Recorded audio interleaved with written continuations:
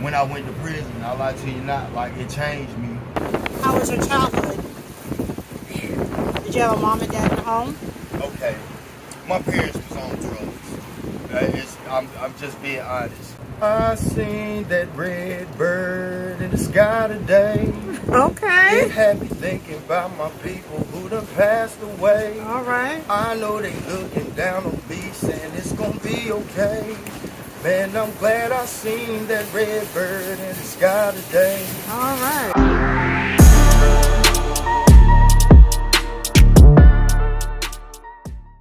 Amen. I love that. So who's that song? First of all, what's your name? My name is Ernest Wall. Wow. Where are you from, baby? I'm originally from Rockingham, Richmond County.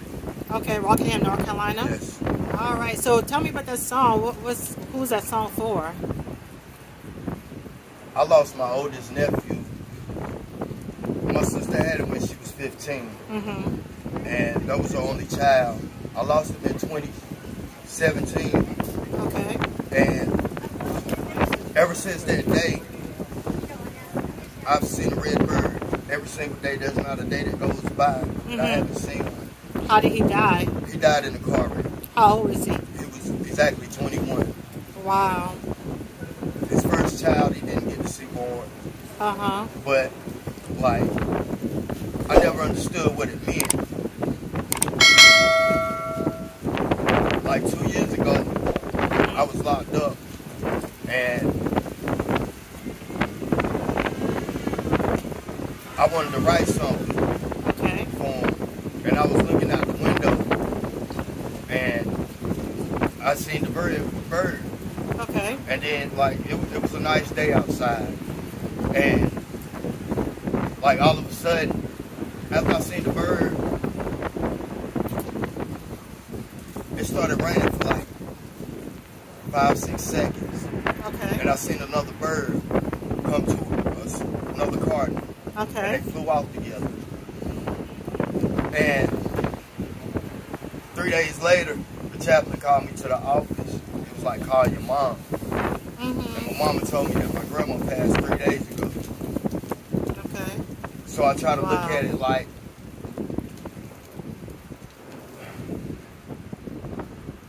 even though my grandmother isn't here physically, I feel she is here physically, because without her ever existing, I wouldn't exist. Right. It helped me understand what love is. So your grandma's been a very important part of your life? I was taken away from my parents. Oh yeah, let's start from the beginning. So you were born in Rockingham, North Carolina. Yes. And how was your childhood? Did you have a mom and dad in the home? Okay. My parents was on drugs. I'm just being honest. Right. When I was 11, I was kind of in the streets, and they sent me to Cameron Boys Camp in North Carolina. Right. And they told me every 4 to 6 weeks we'd come home for 35 days. So I agreed to go. So when the first time it came for us to go home, they told me I wasn't going home, that I was going to a foster home. Okay. So every time that they would put me in a foster home, I would always make my way back to my grandma's. So if they was looking for me, all they had to do was really go to Granny's. So why did they send you to a foster home instead? Okay, all my sisters, when I first went, all my sisters were placed in one of my aunt's homes, which I didn't know. Okay. You know. But I never really got an answer why. Okay. I bet that was hard for you being a young boy. To be honest, I learned a lot of things from where I was at, but I was always determined to be with my family. Right. Like, and I got a big family. I really So how many brothers and sisters do you have? Okay, I got 4 sisters. Okay. 2 younger, 2 older. And you're the only boy? Yes. Oh. And we're all 1 year apart. Wow. But so your mom and dad were in the home? Yes, up till that time. Up to what time? till the age of 11. Okay. But did you know they were doing drugs? Yes, actually, I knew that they was doing drugs because my oldest sister, was in the DARE program. Okay. And one thing about me, I've always loved to learn. With me having sisters like that, like a lot of people would be out in the streets or whatever during summer, I would be taking their work and I'd be studying what they did. So I'd already be prepared for the next year. Right. And it's like... And so how were your parents with you? Were they loving or how were they? Okay, if I be honest with you, I can't say that I really got anything from my parents materialistic when I was young. So I always told myself, no matter what it is that my kids need, I'm gonna make sure that I can do that by all means necessary. I feel like it's my responsibility. I got 2 kids. I got a 16-year-old and I got my youngest will be 3. You have a 3-year-old too? Oh, you got a baby. How old are you now? I'm 38. Oh, you young. And you got a 3-year-old baby? Woo! Well, he ain't 3 yet, but How old is he? He's 2 years old now? Yes, he'll be 3 May 28th. Okay, so before we get into all that, so did you have a happy childhood, or was it confusing? Was it hard, or what was it like? When I was at that the wilderness camp, I learned a lot of things. You know, and what it was like during them 4 to 6 weeks that we was there. We'd always study things, like it might be birds, or it might be trees, it might be astronomy, and we'd take trips based on those things. Did you enjoy being at that home? Yes, I mean, like we canoed down the Swanee River. We started in Georgia in the Okefenokee Swamp, and we canoed 150 miles down the Swanee River. Okay. In 30 days, you know what I'm saying? And we planned it all out. We planned our own meals. Now let me ask you this: so you went there because of you was getting into the streets and stuff like that? Yeah. Okay, so it was like a rehabilitation for boys or something like that. I can't really say that I was bad though. So what were you doing in the like? What were you doing in the streets? What do you call the streets? Were you just running away from home, or? Okay, I mean, yes, I was smoking a little weed. And, at 11 years old? Oh, I started drinking when I was 9. Drinking? Smoking weed. How did you start drinking? Like, why? Just because it was there, or? Yeah. Okay. Yeah. And your parents knew, or they didn't care, or? It wasn't really that they knew. But they was caught up. Like, I might go out the window at night. I would, you know, and go and stay out in the streets, and you know, but I always had friends that was like, you know, come on in the house, you know what I'm saying? Right. And that's where the party was, so I felt like, you know, that's what they doing, then, you know. So you were hanging out with older people, or? Of course. Oh, okay, got you. But it's like now, I think of my grandmother each and every day. So did your grandma raise you, or? Yes, my grandmother used to be a stone cold alcoholic. When I tell you, my grandmother paid no bills because her kids had to pay because she drunk. And I mean, but the thing was, after I ran away from 13 different places, my grandmother quit cold turkey and took me in. Wow, that's love. And what do you mean you was put in 13 different, like, foster homes? yes, because I'd always run away. Okay. No matter where they put me. Like, I walked from... How did you end up in a foster home, though, in the foster care system? Okay, because of my parents. Okay, got you. And so they would do a wellness check. At that point in time, like, I guess it's like... See, I've got more aunts than uncles, and most of my uncles were still living with my grandmother. Okay. So, you know, I guess they felt like, well, I got the girls, you know what I'm saying? So... Right. I mean, so I used to have a little resentment against my family because I'm like, dang, well, y'all took all my sisters in. Right. What about me? You know what I'm saying? Right. And you're the only boy, yeah. But Seems like you should have been a more special one, the only boy. Don't get it twisted. I mean, but like my parents have tried to apologize about,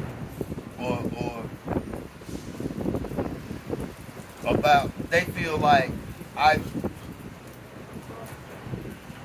they didn't love me because they didn't give me things, and I tell them that, you know, I want you to live your life with no regrets because there's nothing we can do to change the past. At the end of the day, you're still my parents. I still respect you, and I honestly feel like a lot of people let materialistic things in this world define who they are. Right. But I feel like there's only one thing in life that we all have in common, and that's the love. It's just finding it within ourselves and learning to embrace it. And love to me is learning our various emotions and learning how to control them. And because I look at life now, my grandmother told me, the last conversation we had was that you can't change anyone but self, and that's when self is ready. Right. I've never been the type to ask anyone for anything. By all means, you know, like I've got a nice little record. Most of it is for stealing. Okay, so after foster care, did you ever go to jail or prison, or? Yes. How old were you when you first went to prison? How old do you have to be to go to prison? I can tell you. I can tell you when I first went to prison. I went to Western Youth Institution in Morganton. Okay. They called it the High Rise back then. And I was 16. Right. No, I caught the charge when I was 16. I didn't go till I was 17. What kind of charge? Breaking and entering and larceny. Okay. What's the biggest crime you've done? Breaking and entering. Okay, that's the most of it, yeah. Like and what kind of prison sentence they give you for that? Okay, it started out 5 to 6 months. That was the first. Right. I caught a 6 to 8. 6 to 8 what? 6 to 8 years or months? No. 5 to 6 months, 8 to 10 months, 11 to 14 months. And after that, no. And after that,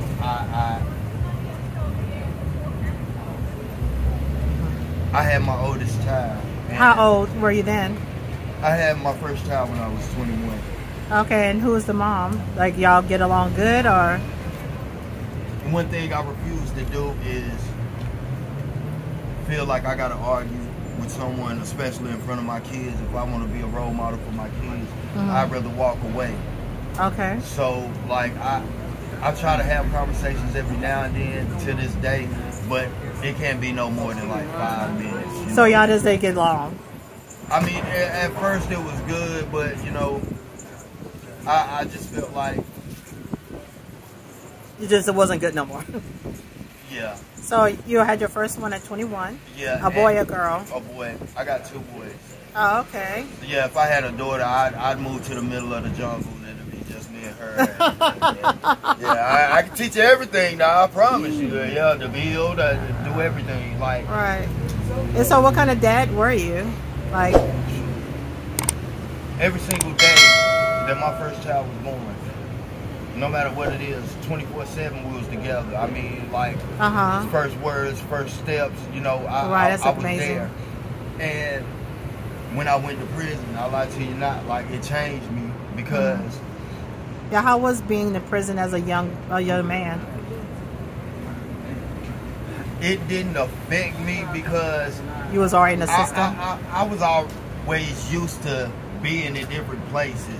And feeling like I had to have structure or whatever, you know what I'm saying? So it didn't affect me in that way because I just passed time by playing cards and working, you know, but I would always find a way to do something positive when I was there, like either get some kind of horticulture degree, electrical. So you went to school while you was in prison. You took up a trade. Yes. What did you take up? I've taken up brick mason, horticulture. Okay. What's the longest you ever been out of jail? You know what? I'm glad you brought that up. Last year was the first entire year that I hadn't been locked up the whole year. So your last year since was the age of 13. So you've been out of prison for 1 year, starting last year. No, I've been out of prison a long time, but it's jail that right. Okay. You know what I'm saying? So you always been in some kind of jail or prison up until last year, and this is your first whole year being out. Last year was the first full year that I. How do you feel not having that structure? Oh, I'm good. I'm gonna tell you why. Because when I came to Charlotte, it gave me a sense of mind of. It brings me back to the conversation that I wanted to have about my grandmother. Right, definitely. The last conversation that we had was, you can't change anyone but self, and that's when self is ready. Right. So I learned to embrace that, and so I believe for every negative there's a positive. It's all in which side do you want to be on. So before I involve myself in something negative, I walk away. And Charlotte is big enough where if there's something negative going on right here, I can walk around the corner. There's people out there partying. You know what I'm saying? Right. So and that's what I do. And like. So how did you end up homeless? Was it because you just came out the prison system, or? You know what? I'm gonna say this because this is how I really feel. I don't feel like I'm homeless because. But I do sleep out here. Okay. I do. But if they say home is where the heart is, I feel like I need to finish this first.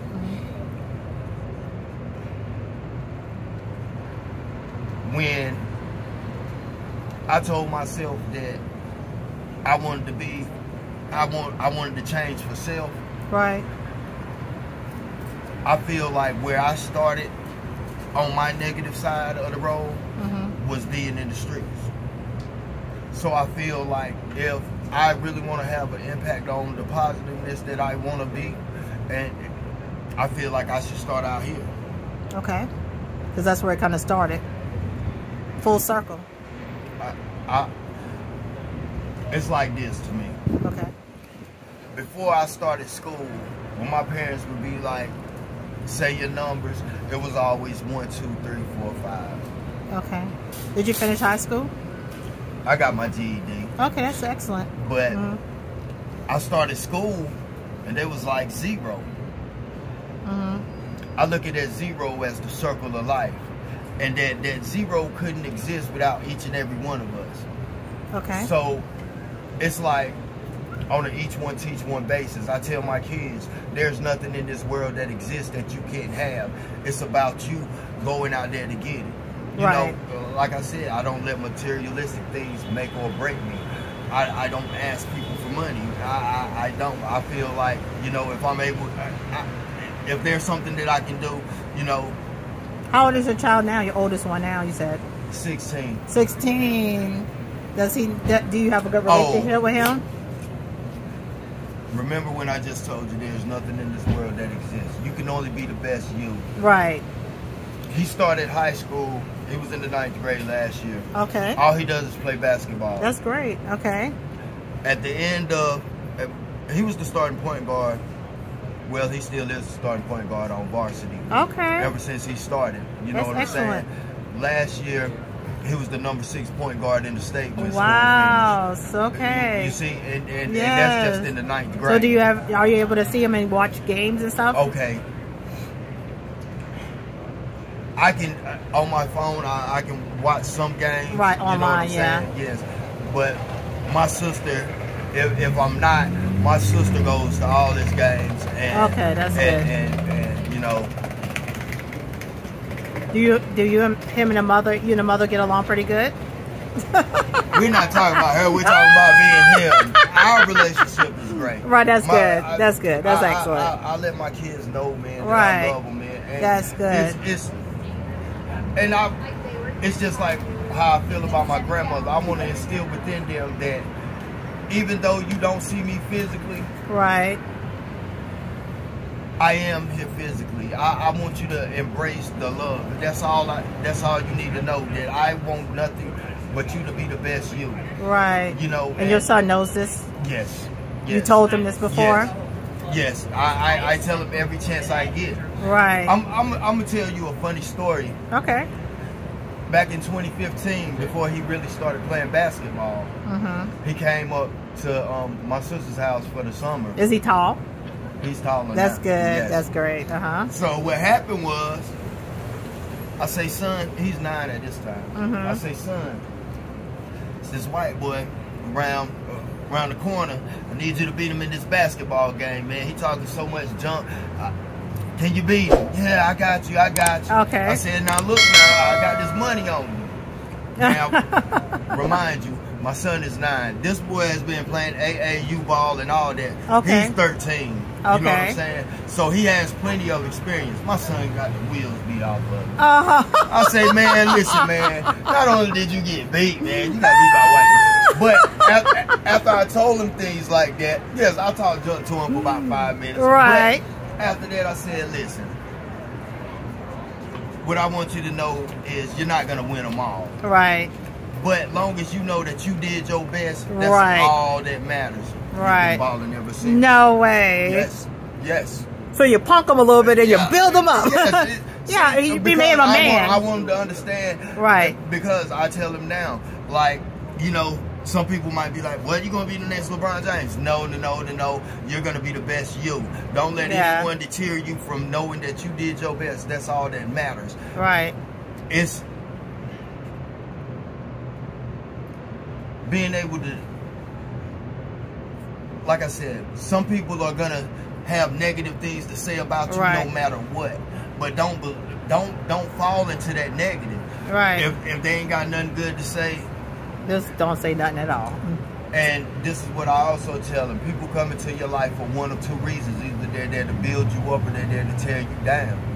Once you recognize that, then you're able to move accordingly. So tell me about that baby. So how that 2-year-old come about? Yo, that's that baby. Yeah. And so do you and the mother get along? I got too many gray hairs. Oh, let me see that hair. Let me see. You got a ponytail? Oh, that's cute. Okay. Yeah, that's cute. You don't have no gray hair. Whoa. You don't. I don't see. No, I got. Trust me. Look see, nice. You got salt and pepper. Yeah, I do too. But my dad is full of gray, so I already know that it comes natural. Or it could be the wisdom that I have. Right. Yeah. But it was good. It's just that I don't really want to talk about it. See, she bashes me every opportunity that she gets. Yeah, I can be like that sometimes. See, this is the thing. Does she know you here? Does she know you homeless? Yeah, I mean, I can go there at any point in time if I wanted to. It's just that and that's another reason why I moved to Charlotte, because I got tired of feeling like, you know. Oh, so your 2-year-old's not here in Charlotte? Nah, he's in Kannapolis. Okay, gotcha. So what word of advice would you give your 2-year-old now? When he gets older, for him to always remember? You can only be the best you. So let me ask you this: so what made you come up with that? Because that's your theme during this interview, being the best you. What made you come up? What made you have that mindset? What happened in life, or what gave you that mindset? When my grandmother told me that you can't change anyone but self, and that's when self is ready. Your grandma has been very influential in your life, very big influence in your life. I didn't want to comprehend what it was, what it really meant. But like I said, I realized today, like sometimes I'll be like, man, I just want to be alone. But then it's like when I do feel like I'm by myself or I can't see anyone around, it's like, dang, man, I know she looking down on me. You know what I'm saying? So and that gives you comfort and peace. And I know that I'm really never alone. I believe that God really doesn't give you more than you can handle. Right. And he gives it to you because you're the best person to go through it, because some point along in your lifetime you're going to run across someone that's going through a similar situation. Right. And that you'll be able to help. It's like, you know, we pass by thousands of people each and every day. We only tend to speak to the ones that we know. And a lot of people have perception of who I am by me toting this book bag around sometimes, right? But like, and so I'd be like, excuse me, sir, could I bother you for the time? They'll ignore me. You got a phone in your hand and a watch on. So every now and then, it gets to me. So what I do is I go down to a park, or I walk all over Charlotte, and I explain. Charlotte gives out a lot of things, and there's never been a day that goes by that I don't have a bag on me, and there's something in here that someone can use. Okay. You know what I'm saying? Wow. And so let me ask you this: so how long do you plan on not going back to jail? Oh, I ain't ever going back to jail. Now this show, you only been out for a whole year ever. So what are you doing differently? I'm not gonna tell my secret. Then it's like I'm jinxing myself. No, it's a plan. You have a game plan. What's your game plan? I'm gonna continue to be the best me. All right, I'm gonna there you continue go. To be on the positive side. Like I said, for every negative there's a positive. For every positive there's a negative. It's on which side you want to be on. So let me ask you this: you think if your childhood was different, you think things would have been different? I wouldn't change my life for $1 billion. Really? Why not? Because we all have regrets. I'm not the man today that I was yesterday. I live my life with no regrets because there's nothing I can do to change what's already been done. I'm not promised tomorrow, so today I'm gonna be the best me. Amen. And that's. And so, what do you want to tell the people of Charlotte? I mean, this is a beautiful city. I mean, there's so many resources. Stuff. What do you want to tell the people of Charlotte on the how to help out, or like how can we be better as a community to make sure everyone is fine? How we can all do better. What do you like to say?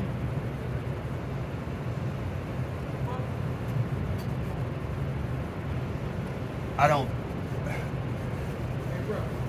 can't tell anyone how to. This is what I want to say. What's that? A lot of people base themselves off materialistic things. So you think Charlotte's very materialistic? I mean, people look at people judge people by what they got. Okay. I feel there's nothing that I got that I wouldn't give if it's gonna help someone. Okay. And that's just like I was wanting to say earlier about the people that we pass by, and sometimes we tend to us guys might be sitting here, oh, she got a nice body, whatever. Instead of saying something like that, I'm gonna go up to her and be like, I hope you have a blessed and beautiful day. You know what I'm saying? It's once you understand what self-love is, then you're able to share that. I feel like that's the only thing that will exist forever if you understand that. And that's the concept that I get of my grandmother. And like, they print money 24/7, 365. Right. They're printing something for me right now. I have that mentality. It's about me going out there to get it. There now, you go. Even when I get some money today, I can look at that bill and it's going to show what year it was printed. It could be printed in 1987. They printed it in 1987 for me to have today.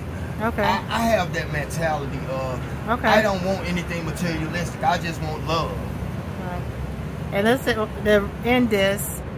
What's your favorite quote again? What's your favorite mindset again? What you were saying? Oh, see, I got a million different quotes. My favorite is, if I got it, don't you got it. And what's the other one your grandma taught you? Be the best you. You can only be the best you. Always be the best you. Be the best you. I appreciate it. Nice meeting you. Nice meeting you. Thank you. I hope you have a blessed day. All right. You too, baby.